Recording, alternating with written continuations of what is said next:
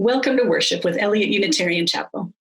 Wherever you are tuning in from, near or far, we're so glad you're here. I am Eliot's lead minister, the Reverend Barbara Gadon, and I hope that this is a service that nurtures your spirit. If you are new to Eliot Chapel, we are an intentional community that welcomes all races, genders, and all sexual orientations. We welcome people of all creeds and beliefs, all economic circumstances, and all types of families. Our vision is to create a just world through vibrant, beloved community. If you would like to connect with us and learn more about our congregation, please look for information at the end of the service. Welcome to Eliot Chapel.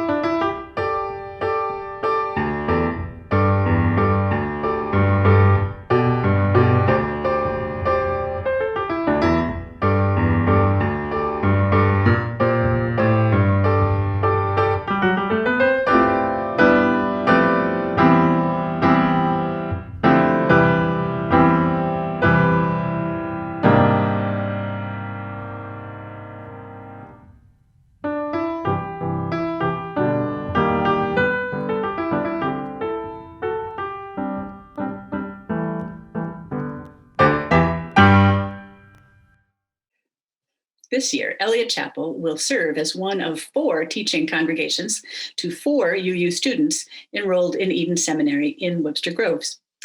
This is a new initiative launched in cooperation with 3 other UU congregations, First U St. Louis, Springfield, Illinois, and Carbondale, Illinois. And the students themselves designed this program to maximize their learning opportunities, but we are the lucky beneficiaries. You will meet all of them at least once in our pulpit and perhaps as a small group leader. There will be creative projects that will emerge as the year progresses. And now to meet the students, let me introduce them to you. Dee Evans was born and raised in Chicago. She earned a doctorate in psychology and worked in the forensic division of mental health for the state of Illinois. After retirement, she cared for her husband until he passed, and she's in her 3rd year at Eden Seminary. Matthew Villarreal has a BA in religious studies from Doane University in Crete, Nebraska. He has been on a long spiritual journey from a conservative Christian background to Unitarian Universalism. He's excited to honor all faith traditions without being confined to the insights of just one. Sabrina Trupia is a 2nd-year student at Eden. She's originally from Palermo, Italy, but has lived in Edwardsville for 12 years now. She has a PhD in chemistry and worked in St. Louis as a senior scientist in biotechnology at AB Mauri, which is the parent company of Fleischmann's Yeast. Her spiritual journey has taken her from Roman Catholic to UU with some Buddhist influences. She says she has learned just enough Hebrew to get into trouble. Cory Lovell, whom we've met before in our pulpit. Cory has lived in far west Texas, San Francisco, Vermont, and upstate New York.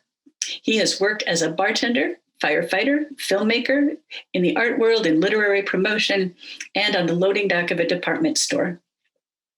None of these experiences prepared him, he says, for the transformation brought on by attending seminary and pursuing UU ministry. I have really enjoyed getting to know these students, and I hope that you will as well. I look forward to what they have to share with us today and in the coming year. And they are going to join us at our Zoom coffee hour at 11:30 today on Sunday the 11th. I hope that you will come by if you can and meet them. Our reading today to open our service is from Lifting Our Voices. Here in this place of peace, may we find hope. Here in this place of connection, may we find life-giving community. Here in this place of rest, let the unrest of our hearts turn toward justice. Here in this space made sacred by memories of connection, let us each feel ourselves part of the new that grows from the old in the spiraling unity of years. Leslie Takahashi. We now light our chalice, which is the symbol of the Unitarian Universalist faith. If you have a candle or a chalice at home, I invite you to light it with us.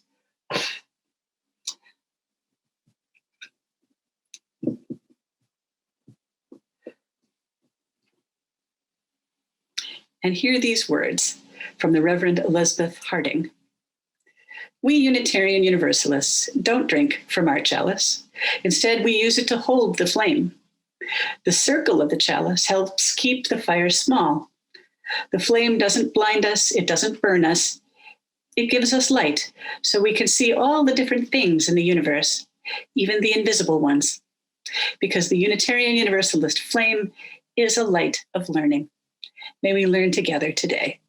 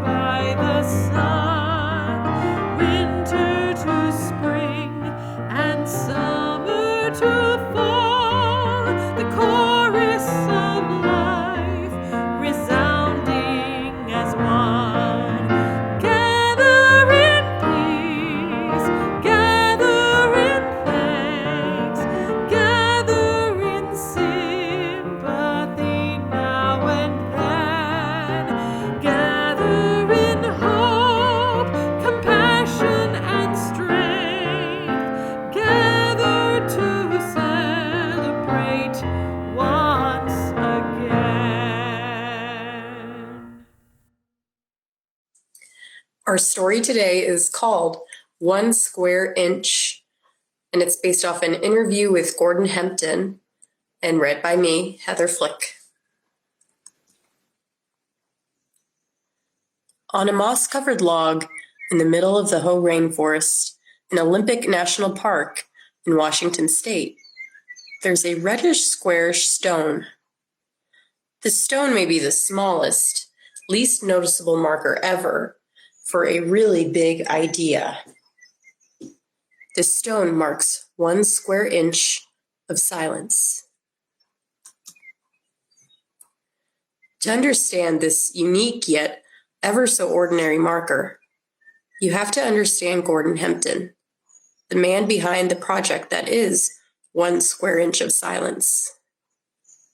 Hempton is an acoustic ecologist. That is to say, he travels around the world recording the sounds of nature. Here's what he said in an interview with Newsweek about how he came to such an odd career. I was driving from Seattle to Madison, Wisconsin, and decided to sleep in a cornfield for the night. I didn't want to pay for a hotel. As I lay there, I heard crickets and rolling thunder in the background, which captivated me. The thunderstorm came, and I truly listened.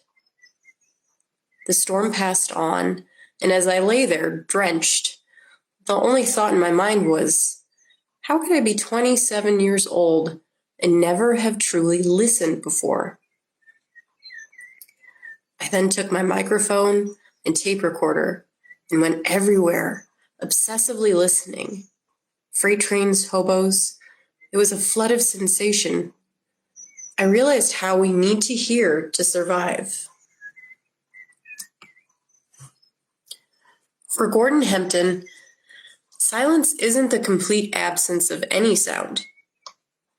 It's a natural quiet, undisturbed by any mechanical, human-made sounds, so that all you hear is the natural world. When Hempton started trying to identify quiet places in 1984, he found just 21 places where he could go for 15 minutes without hearing a single human-made sound. In 2007, he could only find 3. One of those 3 places is the square inch of silence marked by the little red stone. Hempton and other volunteers are trying to preserve the silence of that small spot, knowing that keeping it completely undisturbed by noise pollution can protect 1,000 square miles around it. They're trying to get airlines to agree not to fly over the park, and are trying to get the National Park Service to recognize quiet as a feature of our national parks that needs to be preserved. Why bother try to preserve this natural quiet? This is how Hempton put it in the introduction to the book, 1 Square Inch of Silence. Silence is not the absence of something, but the presence of everything. It is the presence of time undisturbed. It can be felt within the chest. Silence nurtures our nature, our human nature, and lets us know who we are. Left with a more receptive mind and a more attuned ear, we become better listeners, not only to nature, but to each other. Silence can be found, and silence can find you. Silence can be lost and also recovered. But silence cannot be imagined, although most people think so. To experience the soul-swelling wonder of silence, you must hear it. If you sat on the log by that stone, you wouldn't hear the sounds of your everyday life. You wouldn't hear cars or leaf blowers, or the hum of computers or refrigerators, but you might hear wind moving the leaves of trees 300 feet above you, or the distant call of an elk, or the hollow knock of a woodpecker searching for bugs, or the patter of rain sifting through the branches. and maybe you would experience the soul-swelling wonder of silence. The end. To learn more about Gordon Hempton's 1 Square Inch of Silence project, I encourage you to click on the link below, onesquareinch.org. Thanks again for joining me for the Time for All Ages, and enjoy the rest of the service today.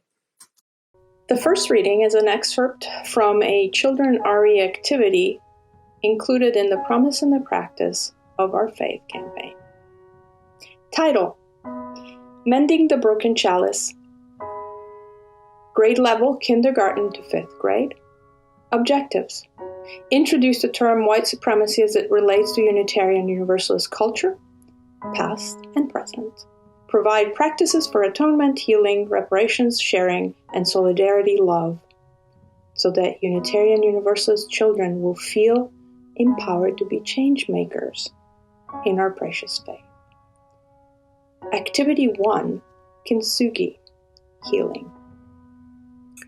Introduction. Kintsugi is the ancient Japanese art of repairing broken pottery and ceramics, like plates and teacups. Kintsugi is a special art that requires much training and care to do well. The artisan uses gold leaf to highlight the beauty of the imperfections that remain when a broken item has been repaired.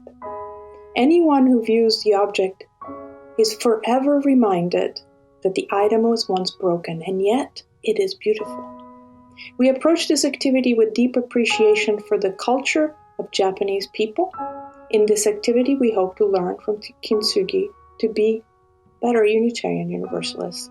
As Unitarian Universalists, we don't hide that we have made mistakes in our relationship. We repair our mistakes with love and with our covenant. We remember that our relationships are more beautiful once we have acknowledged hurt, asked for forgiveness, corrected our mistakes, and made a sacred promise to do better in the future. When we have learned to heal our relationship with Black Unitarian Universalists, our church will be more beautiful than before. Step 1, show a broken chalice. Explain that this is our faith as it has been in the past and is today. It is broken because we have not fully included people of color. Step 2, ask the children what they would do to heal our faith. Step 3, as a symbol of those acts of healing that they have shared, have children repair the broken chalices with glue gun and colored glue. Use an ample amount of glue, allowing the glue to bubble out of the cracks. The colored glue represents the beauty of the culture and the experiences of people of color. Wondering questions. I wonder why we might decide to throw something away rather than repair it. The chalice is the symbol of our Unitarian Universalist faith. When it is broken, I wonder if we should repair it or throw it away. The second reading is a poem by Kimberly Quinn Johnson called Fitted for This Day. We are the ones we've been waiting for. We are not perfect, but we are perfectly fitted for this day. We are not without fault, but we can be honest to face our past as we chart a new future. We are the ones we've been waiting for. May we be bold and courageous to chart that new future. May we have faith in a future that is not known. We are the ones we've been waiting for. Our shared offering this month is split with the St. Louis Interfaith Community on Latin America, or IFCLA. IFCLA strives to put a human face on issues in Latin America. They work to end racial profiling of immigrants in the St. Louis region and the United States as a whole, end militarization of Latin America and the U.S.-Mexico border, stand in solidarity with immigrants in the St. Louis area, educate and mobilize St. Louis community members, and promote just policies both at home and abroad.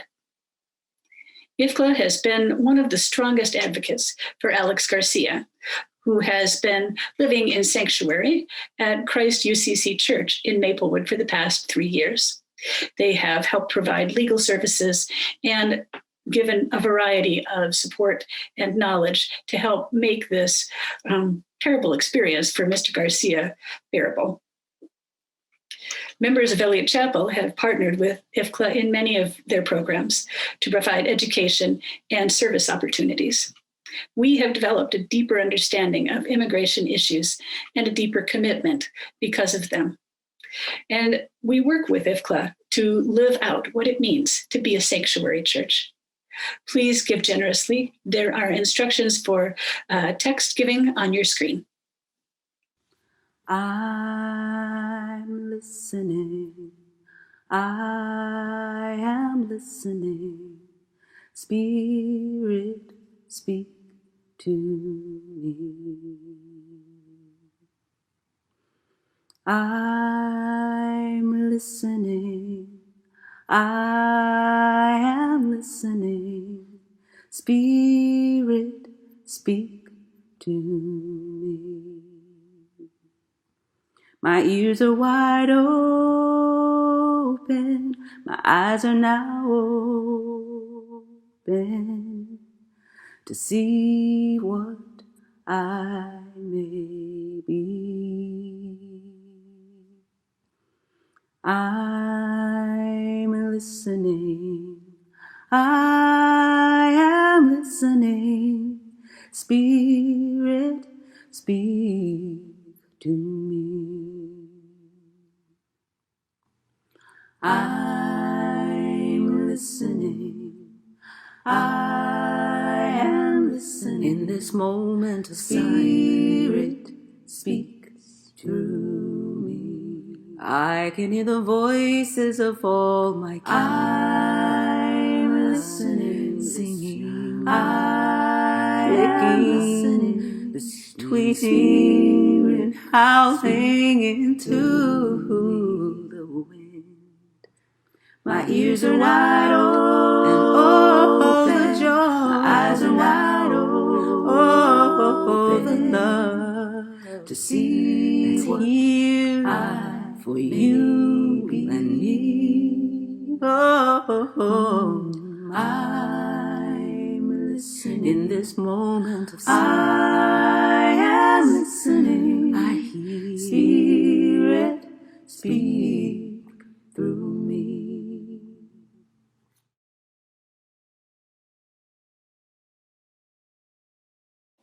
Unitarian Universalism saves lives. That statement has been repeated many times. It has been written many times. The meaning of it has been explored in many ways. Like many of you, when I entered my first Unitarian church, I was burnt out. Like many of you, I had spent years fighting for social justice. Like many of you, I was discouraged and believed things would not change, no matter what I did or what anyone else did. Joining that church brought me into a group of people that literally moved me from discouragement into hope. A life moved from discouragement to hope is a life saved. Recently, I found myself in somewhat of the same position as this pandemic dragged on. Seeing how people acted, I was feeling hopeless again. I was tired of taking all precautions when it seemed that people went about their lives unmasked, spreading the virus. The police continued to kill unarmed Black people. Children remained in cages. Hunger increased due to the pandemic. Poverty increased during the pandemic. People who had underlying causes who could not return to their jobs were fired. And many, many people died. The country seems unable to handle the pandemic. The country is unable to handle any of the injustices that resulted from the pandemic. Many of us with underlying causes must remain almost totally sequestered from in-person contact.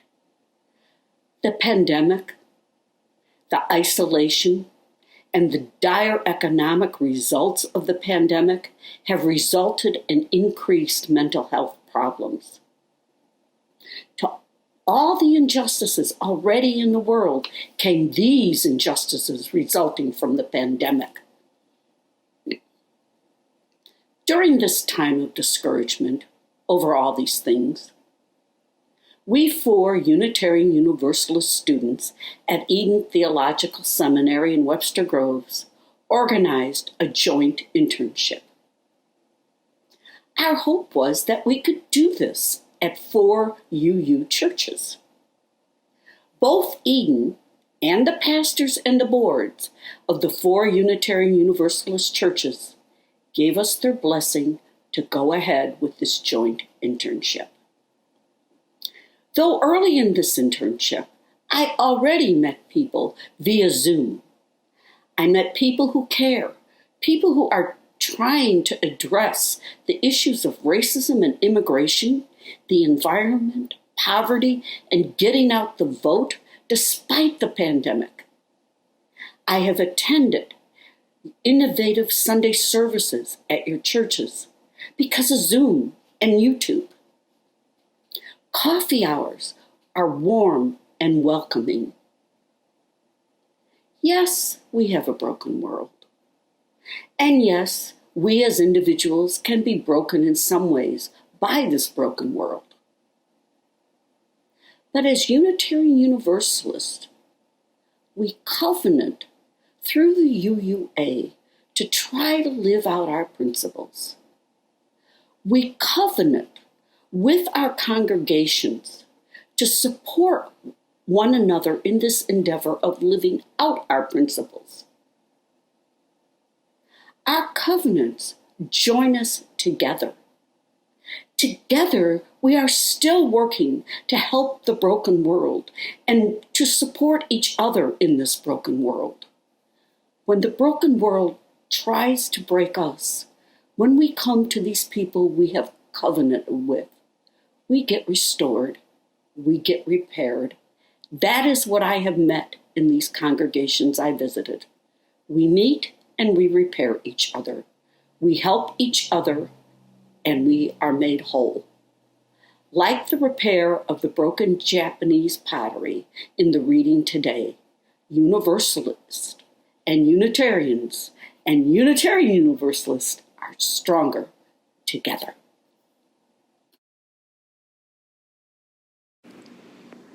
In 2003, self-employed actor Tommy Wiseau, yes, you heard that right, self-employed actor, released a film called The Room. Now, while Wiseau intended to make this film a serious, well-acted drama, it did not quite turn out that way. The acting was terrible. The plotline was confusing. Many of the lines made little to no sense. At the movie's premiere, everyone in the theater couldn't stop laughing at just how awful this movie was. Today, The Room is considered a cult classic because of its reputation of being terrible to the point of hilarity. While Wiseau's original intention was to make a good movie, and that intention did not come to fruition, the success of this movie is a perfect example of how sometimes the things in this world that are the most broken are often the most beautiful, even and especially when we don't expect it. Now, today's first reading discusses kintsugi, the Japanese art of fixing broken pots by highlighting the aesthetics of the places where the pots are most broken. This art has its origins in Zen Buddhism, which emphasizes appreciating beauty even in events, experiences, and world realities that are ultimately transient and imperfect. The way that kintsugi highlights the broken pieces of the pottery symbolizes this value. Our Unitarian Universalist faith is often like this broken pottery, or like Tommy Wiseau's film. It is often broken, sometimes imperfect, and problematic. Even so, perhaps it is because of these imperfections that our faith just might be worth keeping. On the other hand, our faith will not be worth keeping if we merely let it remain a shattered pot. There are many forms of racism and systemic oppression embedded in Unitarian Universalism, and if we don't start to repair the damage soon, the time may come for someone to see the mess we've made, pick up a broom, sweep up the broken pottery, and ultimately throw it away.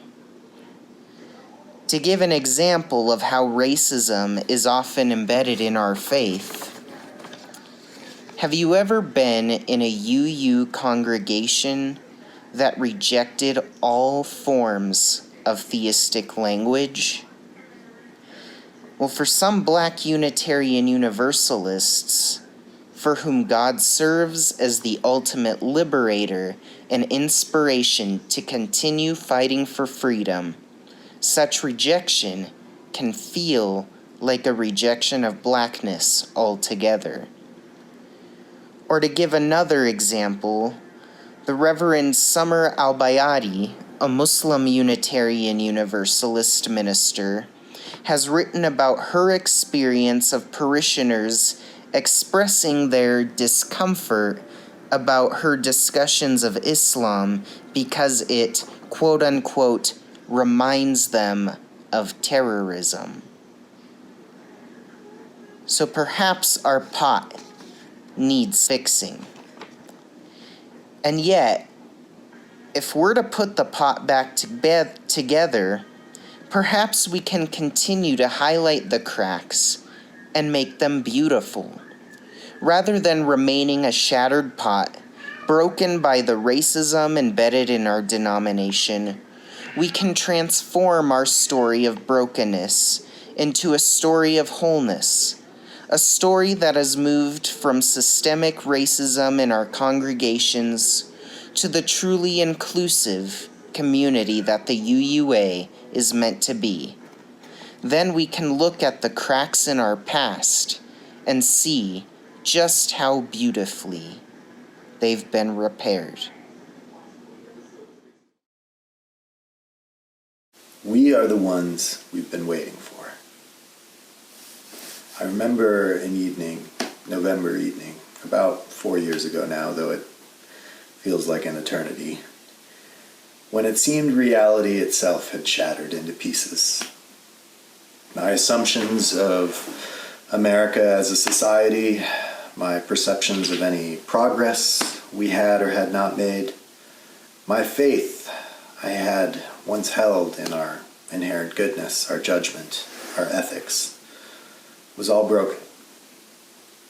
After a long struggle of reflection and mourning, with bits of fury sprinkled in for good measure, I responded to this brokenness by enrolling at Eden Theological Seminary, devoting a life I had previously dedicated to artistic and literary expression into ministry, whatever that meant, and living as but one part of a much larger religious community. It was the best decision I'd ever made, not to throw it all away and move to a more stable democracy like Canada or New Zealand, though I definitely Googled that prospect, but to try and start gathering the pieces scattered about me, not bothering to sort them by shape, shade, or size, but just picking up each piece and valuing its preciousness as part of something that was once whole inside me, inside so many other people I met who were busy with the same business of picking up the pieces. Despite the name, Eden isn't an idyllic garden. It still has its dust-ups and dark days. I still have midterms and finals. But it's a community, striving towards spiritual wholeness and mending of broken bonds, which is more than can be said of most places in America these days. The history of our Unitarian and Universalist faith is inextricably wrapped up in the history of our nation. Not only in the theological leanings of past presidents, in the philosophical influence of the transcendentalists, but in the mistakes, missteps, and occasional miracles that have shaped us as an American society and brought us to the point that we're at today. The divisions of race, class, gender, and belief that seem to break like fault lines across the country are not dissimilar from the struggles we have to face within our congregations and our denomination as a whole. If this historical pairing of America and Unitarian Universalism holds true, then what does that mean for us right now? When every day the headlines flash, the shots are fired, the tweets are sent, it seems the pieces of our communities are not just being broken, but ground down into a fine powder. How will we ever repair this unity? Who will come along to save us? We are the ones that we have been waiting for. No new special counsel investigation can do it. No new Supreme Court justice. No new piece of legislation. No new minister. No new president. We are the ones that we have been waiting for. Because disposing of something broken and getting something shiny and new is yet another American myth destined to be shattered. Another notion of an unsustainable, single-use culture that in order to save our planet, we must disavow ourselves of. If we want to change the trajectory of the American democratic experiment, we must change the trajectory of our own spiritual engagement. We're often encouraged to covet what is sleek, streamlined, and efficient, but we're not a car commercial. We're a covenanted congregation. We're all broken. We've all done some breaking. But we must look about and gather, cherish every jagged, fractured piece of ourselves and others strewn about this common ground. Yes, we must look at the actions, the systems, the laws, the indifference and injustices that have done the breaking. And often these may lead us to feeling an immense weight of lamentation, of remorse, of grief. But we must beware of one response, and that is guilt. Guilt is not a glue, but a solvent. Guilt leads us to silly, sad, and often stupid responses. And worse, can paralyze us with inaction. We've seen plenty examples of that in America these last 4 years too. But we need not see it in our faith. We are the ones we have been waiting for. Because in our communities, we can say there is no such thing as the right fit.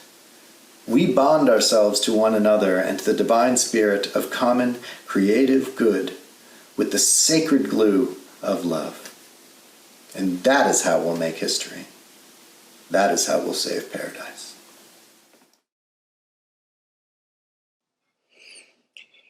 There is this hymn we sing in chapel at Eden Seminary. It's called Draw the Circle Wide.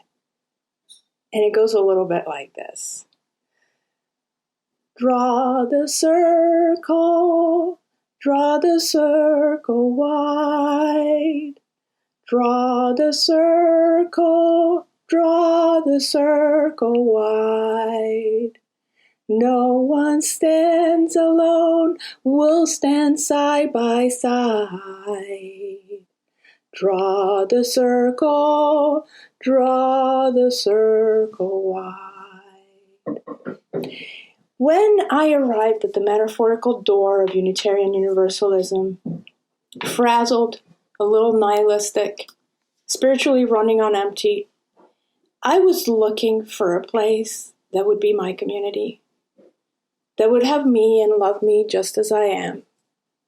I was looking for a spiritual home that would serve me always, but especially help my spirit during tough times. I did find that home, that special place of faith, and for a while I thought all was working as advertised. I mean, I did have difficult times in my personal life. I had difficult times in my spiritual path. And my faith offered refuge in this circle. Well, it turns out that I was in the circle because I have privilege. I've come to understand that throughout UU history, many, many people, seekers like you and me, weren't let in by this faith. Or if they were let in, they were not heard. Or if they were heard, their voices weren't centered. There are many ways to harm, conscious and unconscious, and I'm still learning how, over the years, our chosen faith has marginalized Black, queer, Indigenous, and people of color. And learning the history and the effect of white supremacy on humans with whom we share a faith and we share a covenant is a step towards progress. But it's not enough. We also have to do the work. And this work is necessary work. This is the work of our faith. Liberation is not optional for UUs. It never was yet. For those of us who have benefited from white supremacy, it requires leaning into some uncomfortable truths about our embedded prejudice and about how truly wide a circle would draw. The first reading was from an exercise for children to teach that something broken can still be made beautiful. And we can do that by work and by love. I love the simplicity of children RE instructions, especially when we use it to explain things to us, the adults. And I'm thinking about all those times in history before they joined forces in 1961 that Unitarians and Universalists, Transcendentalists and Spiritualists, Revivalists and Puritans kept crisscrossing each other's paths, all the ways that they both admired and condemned each other. And so, if we want to continue on the metaphor of the chalice as the symbol of our faith, then this chalice has been broken many times over. And it has been repaired many times over. And it has grown and become kind of a mosaic than a chalice made of just one type of material. So in this interpretation, then, we're not simply repairing the chalice. We're kind of making a new chalice every time, one that better represents our faith and one that can center our siblings who have struggled before. Reverend Teresa Soto says Unitarian Universalists believe that all of us need all of us to make it. All of us together in the seventh principle. We're all interconnected in this struggle. And in the first principle, because all of us have worth and dignity, we must love and support each other. And I also want to lift up that this work of finding our way in our faith through right relationships and reparations is happening during a pandemic, when we're physically distanced, during a scary political time, during a time of environmental catastrophe, a time which makes the work we must do more relevant and urgent and harder. Can we do it? My answer to it is yes. In fact, what better time than now? But I'm not going to lie to you. Changing old patterns and making a new chalice is probably going to be hard, especially for those of us who has experienced privilege, because it involves stepping out of our comfort zone, which is so small right now. But this is the work that ultimately will liberate all of us. All of us. So the path to wholeness is always messy, but within the mess, we still have opportunities to highlight the beauty of our repaired covenants, the beauty of coming back to relationship.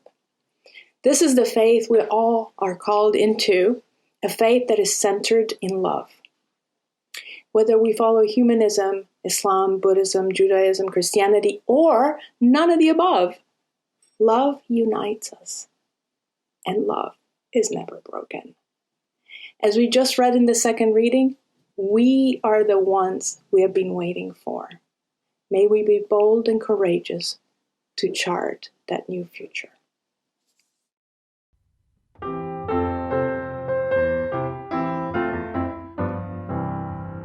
We'll build a land where we bind up the broken.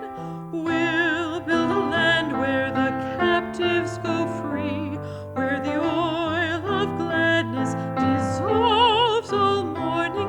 Oh, we'll build a promised land that can be. Come, build a land where sisters and brothers, anointed by God, may then create peace, where justice shall roll down like waters, and peace like an ever-flowing stream. We'll build a land where we bring the good tidings to all the afflicted and all those who mourn, and we'll give them garlands instead of ashes. Oh, we'll build a land where peace is born. Come, build a land where sisters and brothers, anointed by God, may then create peace, where justice shall roll down like waters, and peace like an ever-flowing stream. We'll build a land building up ancient cities, raising up devastations from old, restoring ruins of generations. Oh, we'll build a land of people so bold. Come, build a land where sisters and brothers, anointed by God, may then create peace, where justice shall roll down like waters, and peace like an ever-flowing stream. Come, build a land where the mantles of praises resound from spirits once faint and once weak, where like oaks of righteousness stand her people. Oh, come, build the land, my people we seek. Come, build a land where sisters and brothers, anointed by God, may then create peace, where justice shall roll down like waters, and peace like an ever-flowing stream.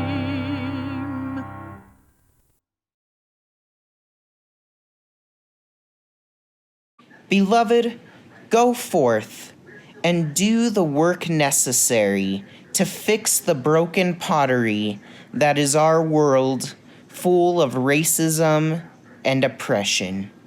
And may the Spirit of God strengthen us to do this, so that we may truly see a world where justice and peace prevail. Amen.